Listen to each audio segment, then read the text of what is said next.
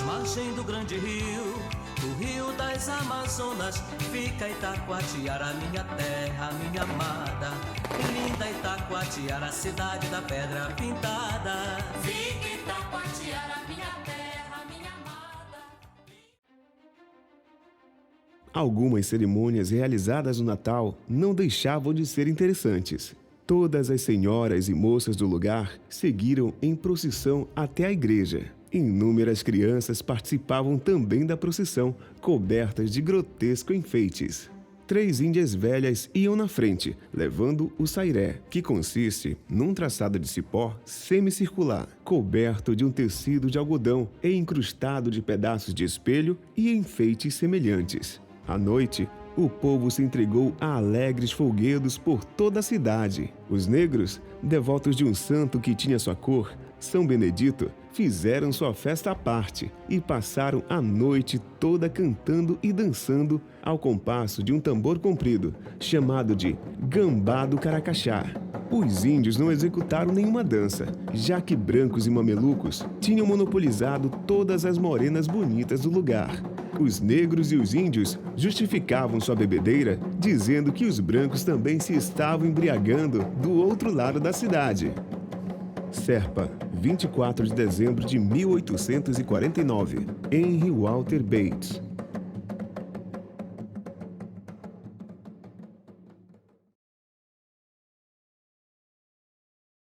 E esse conceito de referências, ele desloca o discurso do especialista e as referências para quem? E aí ele vai inaugurar algo que é muito presente hoje, que é patrimônio como referência para as pessoas. Referência cultural para a sociedade, para os grupos formadores da identidade e da memória nacional. E aí, nesse discurso, nós damos hoje, ainda paira no ar, ainda a ideia de patrimônio como monumentalidade, ou seja, aquilo que está na coisa em si, mas, sobretudo, está hoje no discurso do cotidiano, ou seja, na vida das pessoas. A gente fala de patrimônio, vai usar o patrimônio, vai usar as pessoas, ou seja, como é que elas atribuem valor às coisas, às suas referências. E isso a questão de atitude vai trazer a noção de material, patrimônio material e imaterial. Imaterial é uma inovação que a Constituição de atitude vai trazer. E o imaterial vai ser justamente não aquilo que está nas coisas, nos objetos, mas são aquelas referências, atribuição de valor que as pessoas dão aos seus fazeres, às suas formas de celebrar, aos modos de se relacionar com determinados lugares, os lugares que marcam a história de formação de um povo, por exemplo. E esse olhar sobre a imaterialidade que está nas pessoas, que está na vida das pessoas, né, deslocando da coisa, é que vai trazer hoje a política de salvaguarda do patrimônio material no Brasil. Qual é a cultura de Itacoatiara? O cara me fez, e aí, Frank, qual é a cultura daquela cidade? Mas eu vi que o cara estava fazendo aquele questionamento meio de uma forma pejorativa, né? Querendo indagar qual era a cultura de Itacoatiara. Eu disse, olha, a cultura de Itacoatiara é tanta que é diversa que não dá para te dizer de um estalo. Mas eu quero te dizer que lá já se praticava arte há mais de 2.000 anos, que está sendo comprovado pelas cerâmicas, pelo barro, pelos artesãos que trabalhavam no barro. Já se praticava pintura em Itacoatiara há mais de 2 anos, porque se faz representar pelos grafismos que estão nessas cerâmicas. A musicalidade de Itacoatiara, ela é antiga, desde lá do século XVIII, quando o Bates e Wallace passaram aqui numa expedição que está no livro Viagem pelo Rio Amazonas. Ele fala que passaram uma noite de Natal aqui e ouviram cantos e toques de gambá e do caracaxá lá no Lago de Serpa, do século XVIII. Então, é uma cidade que tem uma efervescência cultural e uma história. Tem essa mesma narrativa do Bates. Ele fala, por exemplo, de ter ouvido uma procissão e uma manifestação do Sairé, que hoje é comemorado lá em Santarém, no Alter do Chão. Né? E que o Sairé tem uma referência aqui em Itacoatiara. Portanto, você vê que os folguedos, a manifestação cultural na arte cerâmica, na pintura, na música, nos ritos, é uma coisa inerente aqui desde a fundação da cidade E você vê que de lá para cá nós estamos em pleno século XXI, em 2024, e você vê o nosso festival folclórico, por exemplo, muito aquém daquilo que as tradições de Itacoatiara. Por exemplo, na área do artesanato, eu fiz um projeto muito importante, que não é voltado só para o artesão. Por exemplo, o projeto da palha de Tucumã. Eu levei esse projeto através da Yolanda, da filha dela, para dentro da secretaria, para darem aula lá dentro da secretaria. E agora, recentemente, já levamos ao Lago de Serpa. Por quê? Eu estudei a área. Não é feito um projeto dentro de gabinete ou dentro de sala fechada. Isso é no campo, observando. Eu observei que no Lago de Serpa, por exemplo, tinha um manancial de tucumanzeiro. E eu disse, pô, no dia que eu tiver condição de fazer um projeto, de trazer e pagar os caras para vir aqui ensinar, eu vou fazer isso. E tive essa oportunidade. E fiz o projeto, não só para levar o artesão que até faleceu agora, como o Aldemir, né? O Aldemir e a Osarina, não só, mas se plantar caroço tucumã. Eu juntava os caroços da melhor qualidade de tucumanzeiro, levava para o Horto Florestal, que o Horto trabalhou junto conosco nesse projeto, tá entendendo? Esse para mim foi um dos projetos importantes, porque ali estava preservando o artesanato, estava preservando a palmácia tucumanzeiro, né? E o meio ambiente, porque ali ele não ia tirar só a palha para fazer o artesanato, mas tinha que ter o fruto.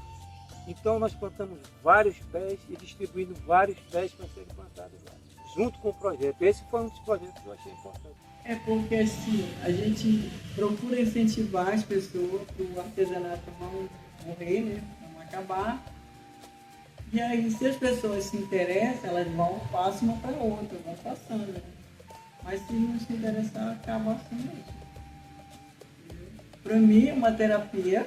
Né? Quando eu estou trabalhando, quanto mais eu trabalho, mais eu quero. Né? Mais eu posso produzir.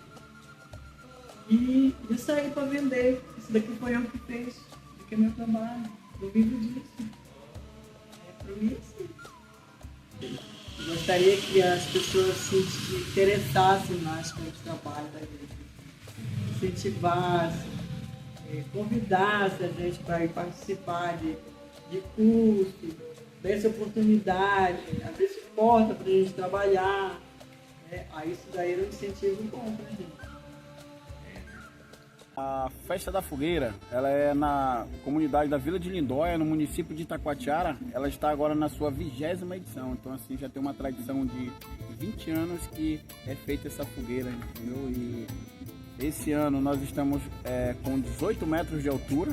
O desafio era ter feito com 24, mas por questão de estrutural, devido ao ano, né, ser 2024, vai fazer com 24 metros de altura. Mas por questão estrutural e segurança, a gente resolveu fazer ela com 18 metros esse ano. Ela iniciou como uma iniciativa dos comunitários, né? Só que aí depois ela veio recebendo sim o apoio público, né? Hoje aqui nós temos na parceria dessa 20ª edição, por exemplo, nós temos a Prefeitura de Itacoatiara, nós temos uma equipe organizadora, né, que faz toda a parte de decoração, faz parte de montagem da fogueira, da parte de contratação, de atrações. E nesse ano de 2024 foi pela primeira vez uma atração nacional que veio cantar aqui na Festa da Fogueira. Então assim, ontem na noite de sexta-feira trouxemos o Pepe Moreno, né, veio aqui. E hoje, no sábado, nós estamos trazendo a cantora Fátima Marques. Então, assim, a atração, ela é uma parte que tem o desfile também, que ocorre durante a programação da primeira noite na queima da fogueira maior. E aí é feito um desfile onde é escolhido a rainha da fogueira. Então, assim, ela faz o desfile, os jurados escolhem a rainha. E aí, depois que queima a fogueira, ela faz uma apresentação, a rainha e o mister, para toda a comunidade e convidados. Ela ocorre assim entre os meses de junho, entre junho e agosto. Já teve festa em agosto, já teve festa em julho, que nem essa aqui na nossa gestão foi feita nos 2 meses de julho, e já teve em junho também. O que ocorre para a questão da mudança de datas é justamente a questão de agenda dos patrocinadores, porque não é só um patrocinador, e às vezes um pode estar presente e o outro não. Então a gente tem que conciliar as duas agendas para que tenha aí uma festa excelente e tenha a participação de todos os patrocinadores. Daqui da própria comunidade, nós temos o Garrote Estrela da Vila, que é um boizinho, um boi. Ele tem os itens dele, tem a cunha-poranga, tem a porta-estandarte, tem a vaqueira, tem todos os itens que tem o boi lá de Parintins, né, os bois. Sim. E temos essa apresentação e todas as atrações das festas que acontecem aqui, na noite principal, eu pelo menos fiz questão de iniciar com os artistas locais e finalizar com os artistas locais. Então ontem iniciou com o Garrote Estrela da Vila, finalizou com o Wilson, que é o maestro que a gente tem aqui, o maestro Wilson, e fechou a noite da primeira.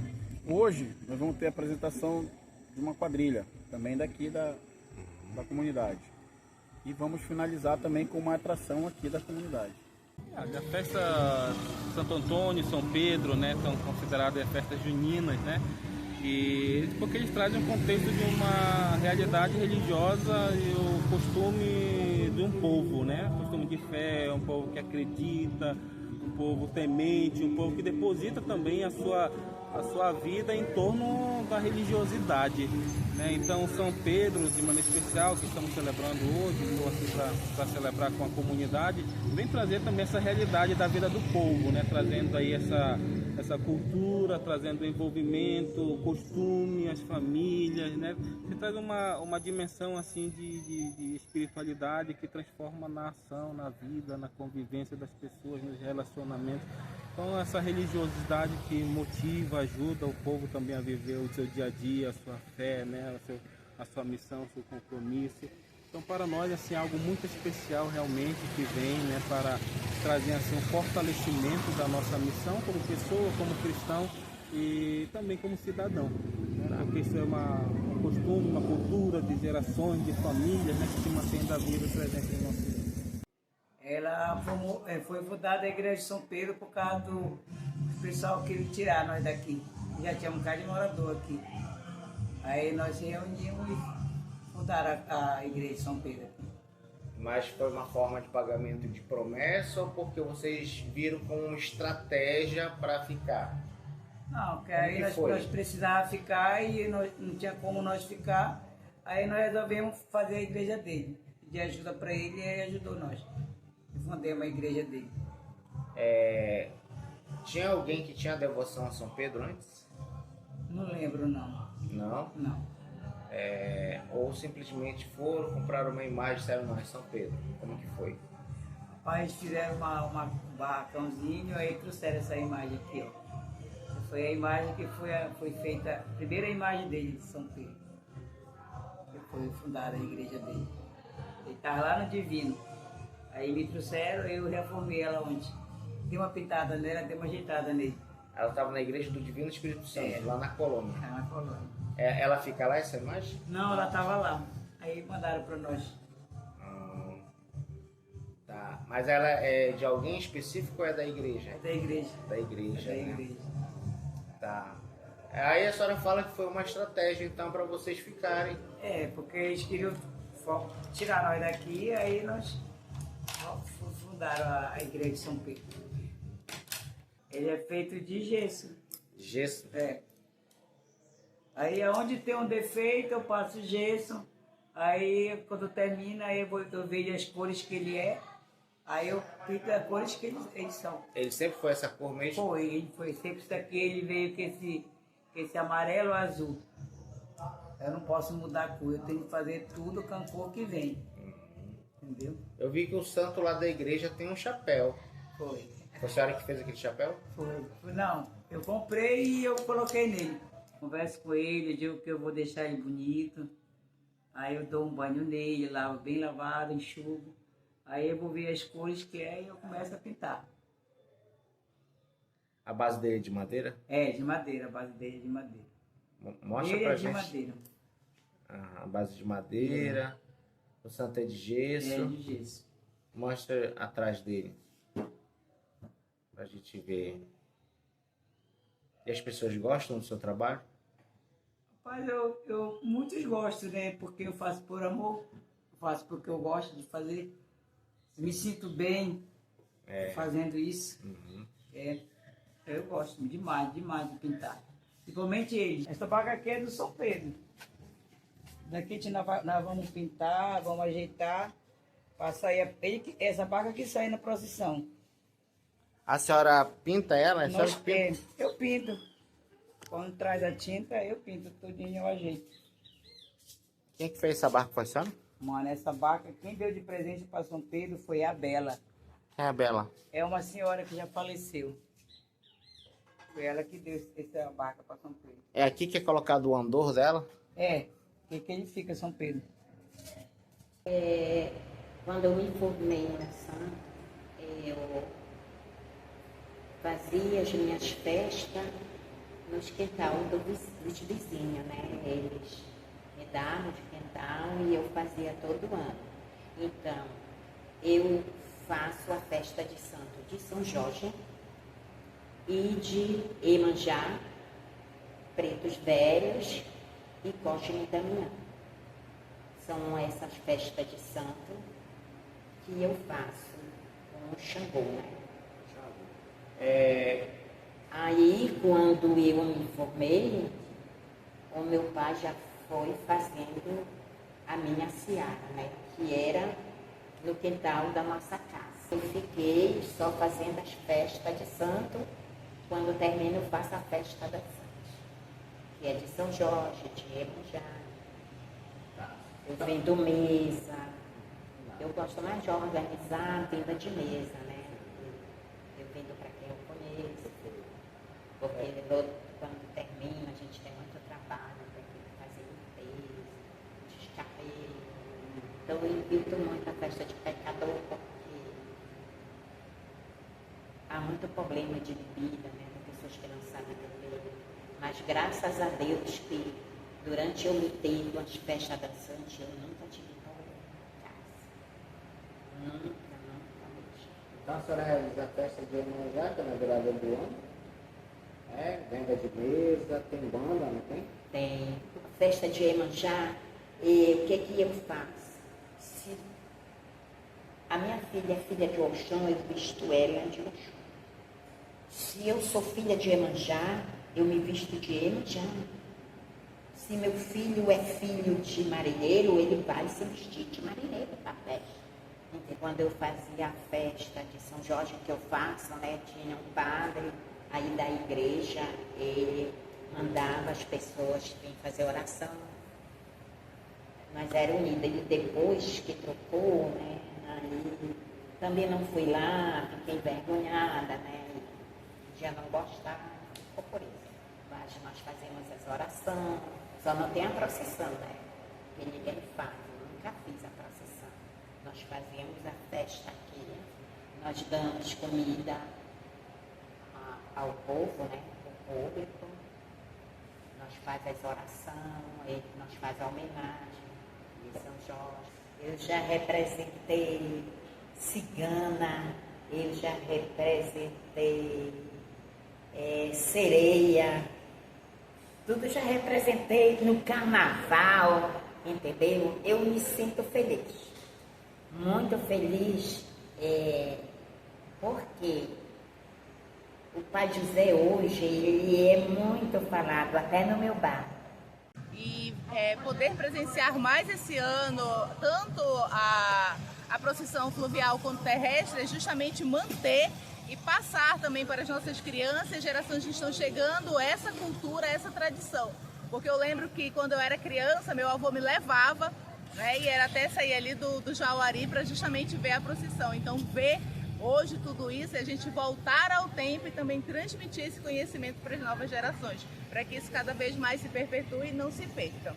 E também justamente essa fé, né, que é passada de geração em geração, justamente a fé católica, de a gente estar ali, Pedro, que justamente é aquele, né, o fundador da nossa igreja, então a valorização de tudo isso.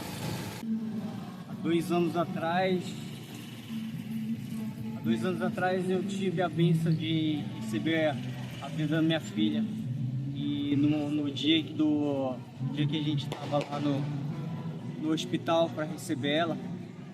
Ela acabou nascendo com um problema na perna e os médicos disseram que ela teria que passar por várias fisioterapias para poder ela conseguir tentar andar.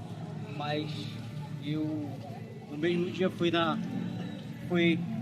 igreja de Santo Antônio e me apeguei com ele, falei com ele, pedi para ele que desse a saúde da minha filha, que ela viesse a andar sem precisar de nenhum medicamento ou algum tipo de ajuda. E graças a Deus a minha filha não passou nem um mês, a perna dela estava normal. Também teve um período na história da Amazônia, e eu contei para você há pouco, o grande Francisco Olímpio de Oliveira, que construiu o Matadouro.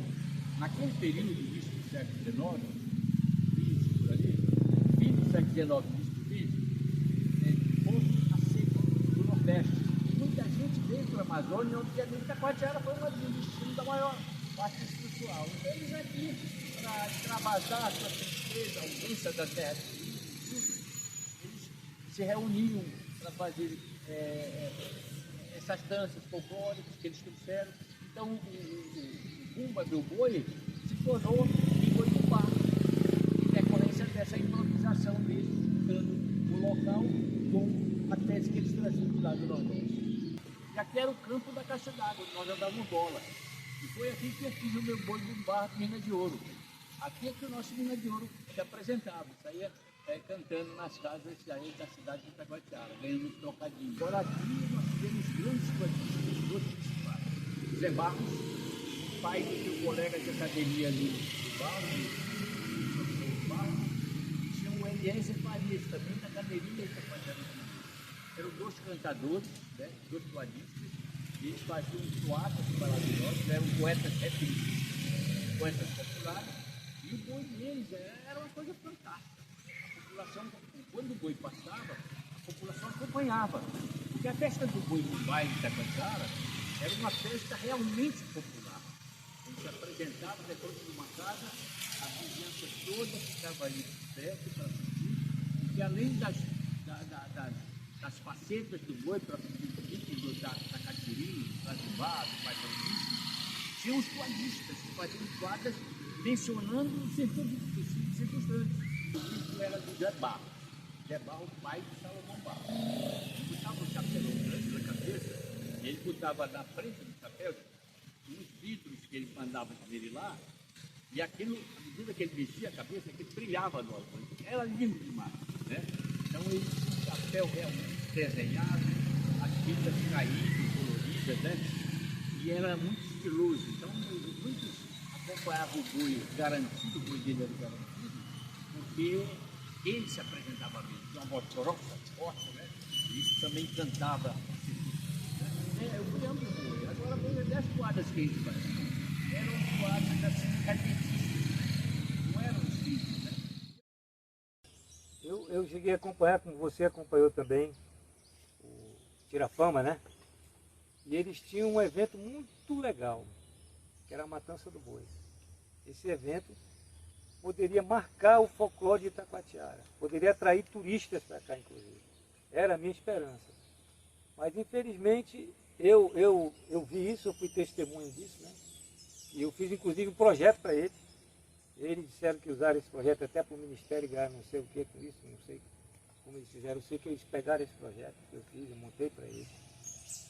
E aí, quando foi apoio municipal, na época, foi um apoio pequeno. Deram, mas um apoio muito pequeno, né? Mesmo assim, é muito custo, porque ali tem fantasias, tem outro, né? E acompanhei o da Maniquinha.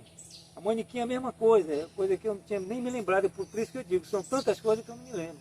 Eu fiz outro projeto para o boi da Maniquinha, que foi entregue para a Armada, que foi aceito pela Armada, tenho isso tudo fotografado. A Armada não deu dinheiro, mas deu todo o material necessário para eles fazerem os chapéus. Eu fui nas lojas para montar esse projeto para eles, porque muitas vezes eles não sabem montar um projeto, você sabe disso. E eu montei o projeto, foi aceito o projeto pela Armada, né? E eles passaram tudo para eles. E o boi da Maniquinha saiu bonito na rua e tudo, né? Depois levei eles até o FECANI. Foi que aí há também um problema muito sério aí de conscientização do que eu sou, né? Eles não têm a conscientização do que eles são, vamos dizer assim, do valor que tem o folclore também. Então eles acham que o folclore é feito só para aquela data de festa junina, porque ainda estão ligados ao passado. E muitas vezes, como eu era contra aquilo ali, pegar o boi e queimar, né? Eu era até contra, mas nós estamos preservando só a cabeça, depois a gente faz o resto. Tudo bem, até aceito, né? Mas aí a gente vê uma coisa, que tem que ter uma constância desse folclore. Por exemplo, o folclore tem que estar agora no FECANI, o folclore tem que estar no aniversário da cidade, o folclore tem que estar nas festas de aniversário, o folclore tem que estar dentro da escola. Então esse boi daqui, se continuasse, esse boi de rua, se levasse para as ruas, se crescesse assim, dessa maneira como é, o Maranhão leva milhões de pessoas para lá, só com boi de pano e batendo um instrumento no meio da rua. Não é isso? Pode consultar lá que você vai ver, milhões de turistas, só para assistir isso. Não tem glamour, não tem altas de alegoria, não tem nada disso, mas é autêntico. O que leva o folclore é a valorização, é a autenticidade, folclore, né? Conhecimento e expressão do lugar, de uma cidade, seja lá de onde for. A palavra inglesa, né? Significa isso. Então, quando você imita, você não perde a originalidade. E isso foi colocado nas escolas, dentro das próprias escolas. Que fazer folclore em Taquatiara seria trazer danças, por exemplo, de fora do país. Quando a gente tem uma capacidade enorme, aqui até de criar, porque eu estou cansado de dizer, leiam Maripiranga Monteiro. Para além das edificações, nós sabemos, por exemplo, que Taquatiara também é território de um complexo cultural de bois bumbais, né, que hoje, desde 2018, nós tivemos o reconhecimento do boi bumbá, e que, a partir de 2018, nós estamos implementando o processo da política de salvaguarda. Nós já tivemos algumas atividades que envolveram essa comunidade, e é importante dizer que esse processo é necessariamente um processo de participação da comunidade. Esse é um desafio, né? Porque não é só um trabalho focado no olhar técnico, academicista, pesquisadores, mas é sobretudo como que a comunidade, né, as comunidades querem gerir seu próprio bem cultural.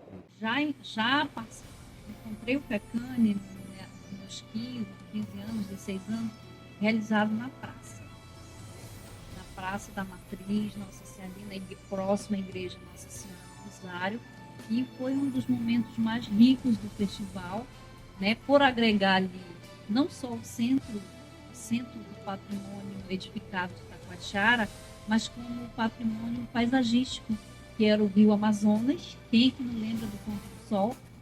Que era o Ponto do Sol? O Ponto do Sol era um flutuante, que era o grande encontro de todo mundo durante o festival, durante o dia. Dentro do flutuante, as pessoas iam, ouviam músicas de voz e violão, os barcos ancoravam ali, era gente ali, meu Deus do céu. E também a Avenida Parque, que abrigava, também servia de abrigo ali para os visitantes, na época ainda tinham vestígios dos movimentos hippie, né? Havia muito isso, eles vinham também, acampavam por ali. Então, o FECANI na praça, ele tem toda essa valorização do espaço, da história. Então, ele é tipo um guardião, ele é um guardião das histórias amazônicas, ele é um guardião das paisagens, da música, da poesia, da dança amazônica, da arte plástica. Então ele vem ser esse grande celeiro, esse grande guardião e salvaguardar, né, como dizem os meus amigos, tudo isso. É por isso que ele conseguiu ter esse título, por esse trabalho que o evento produz, que o evento faz. E as pessoas perguntavam, para que esse prédio está aí? E eu me sentia na responsabilidade de pesquisá-los para dizer que eles eram importantes, que ele tinha uma história, que do ponto de vista até sociológico, as pessoas, havia uma história da morada deles. O que aconteceu? Quem eram essas pessoas que moravam dentro desses prédios? Então, no meu trabalho, ele não é uma obra arquitetônica do ponto de vista do tecnicismo arquitetônico e da engenharia. Ela é uma obra mais de narrativa do ponto de vista dos olhares das pessoas que moravam nesses locais.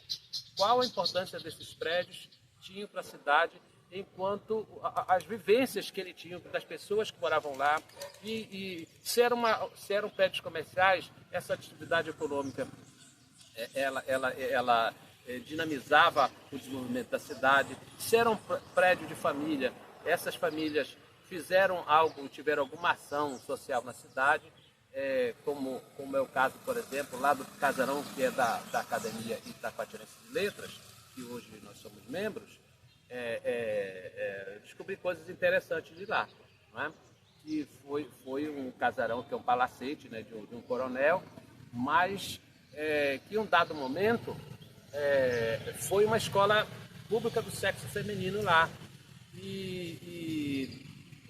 Foi o prédio, um tempo foi lá sede do TRE, no governo do Mirão, que ele reformou e entregou para o TRE, e a desembargadora Marinildes Costeira de Mendonça Lima, que era filha de Itacoatiara, era presidente do Supremo Tribunal. Aliás, na história das mulheres, ela orgulha Itacoatiara, que foi a primeira mulher a assumir um cargo de maior envergadura no Poder Judiciário. Ela foi presidente do Tribunal Eleitoral e depois foi presidente do Tribunal de Justiça do Amazonas. Mas na época, a Marinildes foi convidada para a inauguração do TRE, naquele prédio da academia, e ela disse que se sentia honrada porque lá ela aprendeu as primeiras letras. Vejam bem, eu acho que mais importante do que o estilo arquitetônico que o prédio tem, se é clássico, neoclássico, arte nouveau ou não, é uma pessoa, uma mulher que conseguiu se destacar no Estado, contar que ali foi o berço do seu aprendizado, né, e hoje ela é uma pessoa que honrava muito as mulheres no conjunto da sociedade itacoatiarense. A arqueologia ela não pode ir contra o desenvolvimento, contra o progresso, né? O que tem que haver um estudo antes, que aqui não havia. Por exemplo, quando foi construída primeiramente a Hermaz aqui, isso aí não houve, né? Quando construíram já o estaleiro, aí já houve. É isso? Quando for fazer agora o terminal, que chama agora, não era Equador. Primeiro foi Equador, agora terminais fluviais do Brasil. Aí já houve um estudo arqueológico. E eu acompanhei esses dois estudos. A primeira vez que foi falado em arqueologia na Amazônia foi em Itacoatiara, pelo padre João Daniel, no século XVII. Né? Então você vê a arqueologia de Itacoatiara como importante, e o que falta, não sei se é mais talvez um olhar local sobre dar também essa importância, e quanto isso é importante para a própria história do Itacoatiarense. Ultimamente eu tenho trabalhado em cima de pesquisa a respeito dos nossos patrimônios arqueológicos aqui de Itacoatiara, em especial o sítio arqueológico do Jauari, o qual nós temos as nossas pedras, que essas pedras com esses desenhos que estão lá em forma de caretas, nós as denominamos de as Itacoatiaras. Então, esse grande valor nos petroglifos do sítio arqueológico do Jauari, que ela veio dar nome aqui à nossa cidade de Itacoatiara. E ela tem desenhado essas caretas, e essas caretas são milenares.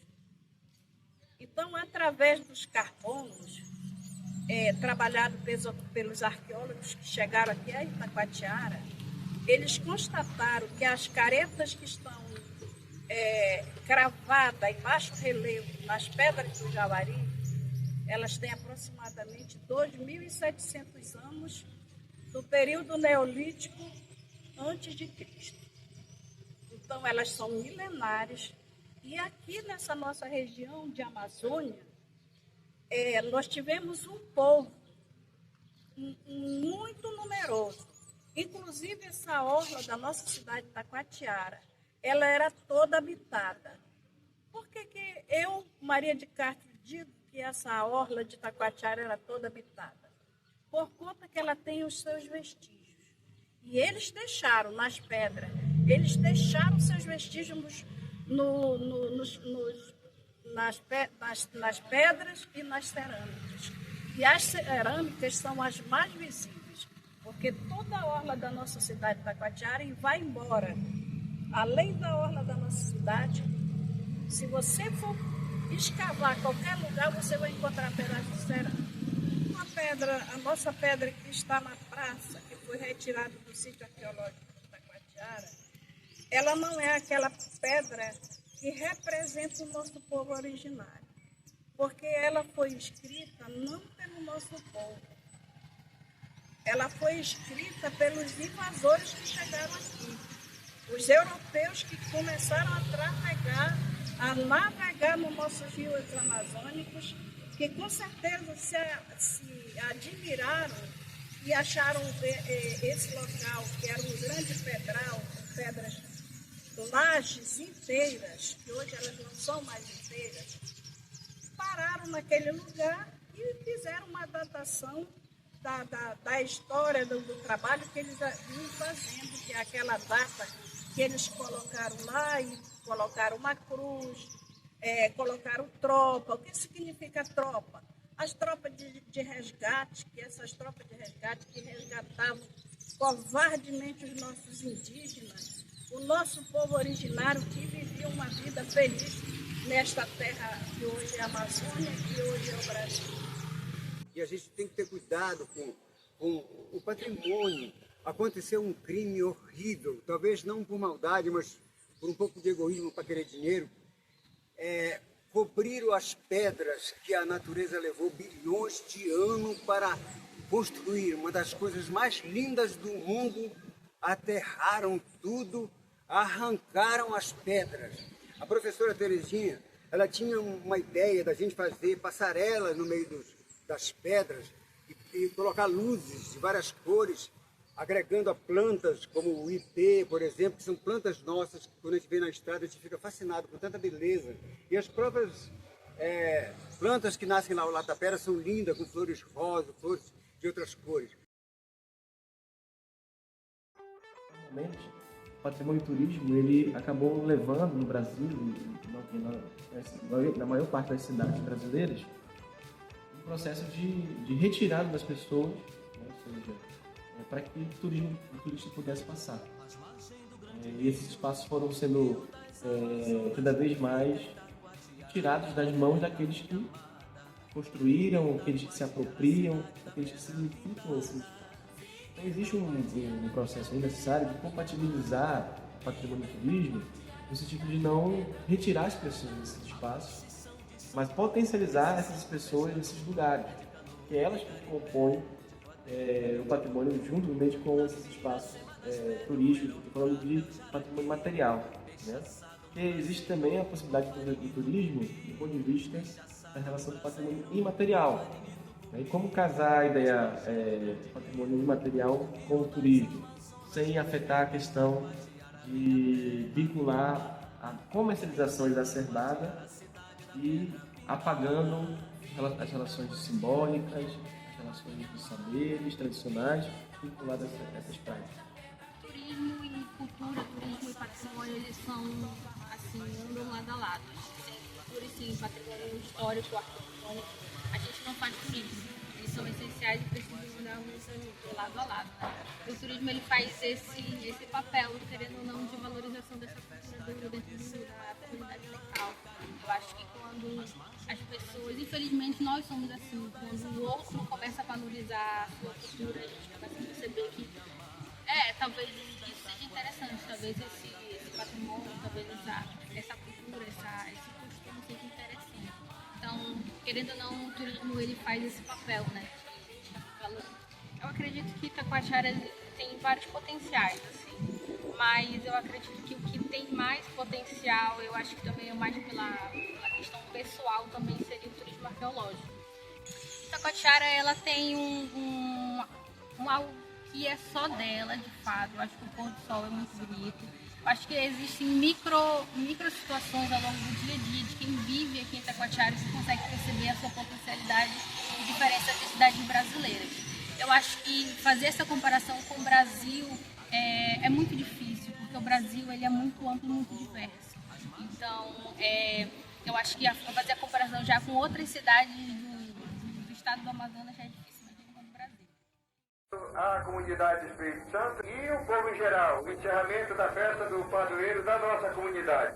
Então, amanhã ainda tem mais uma noitada, que é em benefício dos estudantes, dos seminaristas que estão estudando lá no quilômetro 8 da estrada de Manaus-Taquatiara. Então, no terreno da Prelasia, tem um seminário, que é onde estão estudando para se formarem padres.